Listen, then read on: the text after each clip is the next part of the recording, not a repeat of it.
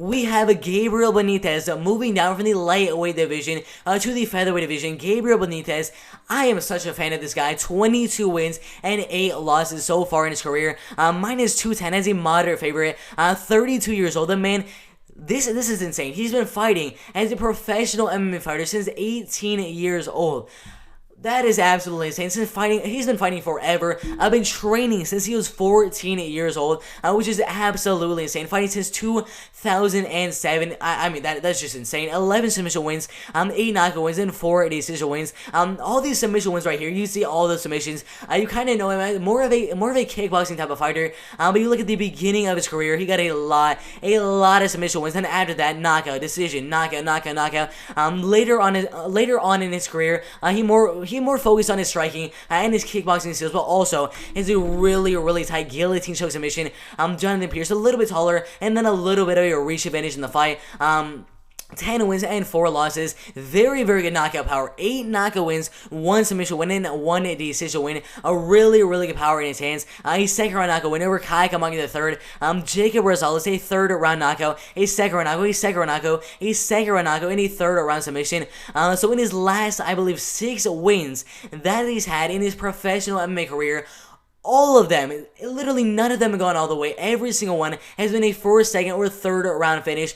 Absolutely insane. I 100% expect that this fight most likely will be a finish in the first or second round, especially in the case of Jonathan Pearce, who has so much power in his hands, 100%. But Jonathan Pearce, a wrestler with solid striking. You see right here, like 8 or 9 knockout wins on his record, but also with some really good wrestling skills with a BJJ purple belt. And in his last fight, showing against Kai Kamagi III with a lot of takedowns on him and the ground and pounding him with a TKO win in the second round. Really good wrestling and really good grappling skills as well. Solid wrestling background so far inside the UFC, has averaged around 1 more than 3 takedowns every single fight. So around 3.33 takedowns every single fight inside the UFC, which is really good. Inside the UFC and on Dana White's Contender Series has gotten 2 TKO wins due to ground and pound. He's got amazing, vicious elbows on the ground and amazing ground and pound. I mean, the man, if he gets down, if in this fight he gets Gabriel Benítez on his back and lands those ground and pound shots, I will probably say that Jonathan Pearce will finish the fight by TKO. But it's going to be really hard to get a takedown on a guy like Gabriel Benítez, who has really good takedown defense and honestly uses those guillotines to defend the takedowns.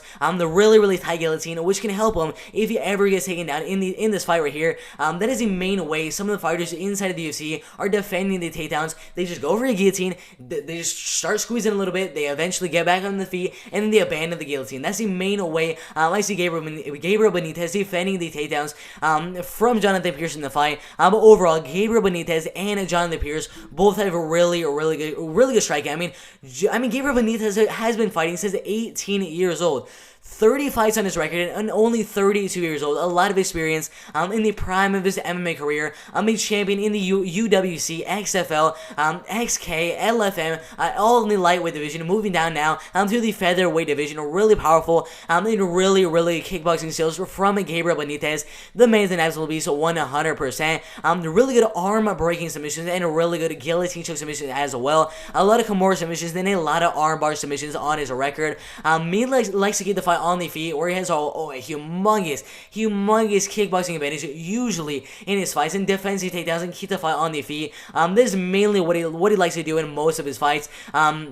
Amazing striking defense. Only 30% of his opponent's strikes are actually landing on him. A really good striking defense. His favorite strike is the left hook or the body. A left hook to the body or the knee to the body.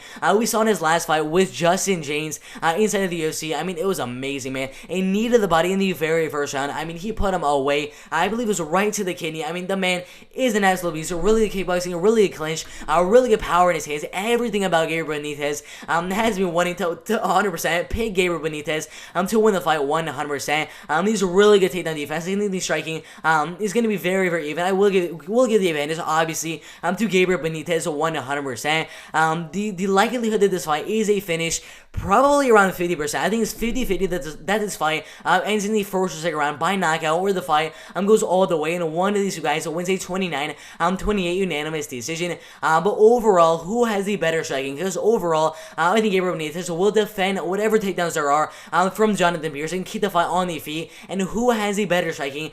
That is the thing we need to find out for this fight.